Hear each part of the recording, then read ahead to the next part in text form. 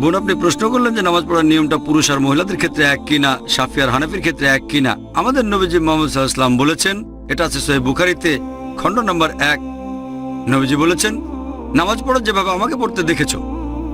নবীজি এটা বলেননি যে মহিলারা একভাবে নামাজ পড়বে, পুরুষরা আরেকভাবে নামাজ পড়বে। আরেকটা হাদিস, এটা হচ্ছে সহিহ বুখারী খণ্ড 1 বুক অফ সালাহ, যে সাহাবিয়াগণ পুরুষদের মতো করে নামাজ পড়তেন। পুরুষ আর মহিলাদের নামাজ পড়ার জন্য আলাদা কোনো নিয়ম নেই।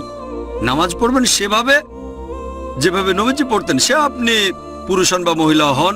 আমি জানি বাজারে এরকম কিছু বই পাওয়া যায়, ইন্ডিয়া সহ সারা পৃথিবীতেই বিভিন্ন মতবাদের লোকজন বলে মহিলাদের জন্য নামাজ পড়ার নিয়মটা আলাদা আর পুরুষদের নামাজ পড়ার নিয়ম আলাদা। এরকম কোনো হাদিস নেই। ইসলাম সম্পর্কে যদি কিছু বলেন, সেখানে কোরআন বা সহিহ হাদিসের রেফারেন্স থাকতে হবে। সব সময় কোরআন এবং সহিহ হাদিস।